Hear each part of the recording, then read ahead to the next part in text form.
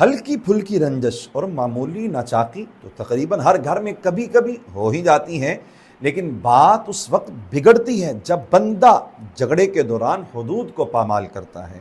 جھوٹ بولتا ہے، گالم گلوچ پر اتر آتا ہے، دوسرے فریق کو برا کہتا ہے، حتیٰ کہ بہتان تراشی سے بھی دریغ نہیں کرتا۔ یہ رویہ چھوٹے اختلاف کو بڑے جھگڑے میں بدل دیتا ہے اور دلوں میں نفرت و دوری پیدا کر دیتا ہے۔ جذبات میں آپے سے باہر نہ ہو، سچ کا دامن نہ چھوڑے، بد کلامی، دشنام دہی یعنی گالم گلوچ اور الزام تراشی سے پرہیز کرے۔ اسی طرز عمل کو اختیار کرنے سے باری تعالیٰ کی رضا بھی نصیب ہوگی، جھگڑا بھی جلد ختم ہو جائے گا اور انسان بعد کی شرمندگی و ندامت سے بھی محفوظ رہے گا۔ سیدنا عبداللہ بن عمر رضی اللہ تعالیٰ عنہما سے روایت ہے کہ جان عالم صلی اللہ علیہ وآلہ وسلم نے ارشاد فرمایا، جس شخص میں 4 عادتیں ہوں وہ یعنی عمل کے اعتبار سے پکا منافق ہے، اور جس شخص میں ان میں سے ایک بات ہو اس میں نفاق کی ایک خصلت ہے، یہاں تک کہ وہ اسے چھوڑ دے۔ نمبر 1، اذا اؤتمن خان، جب اسے امین بنایا جائے تو خیانت کرے، واذا حدث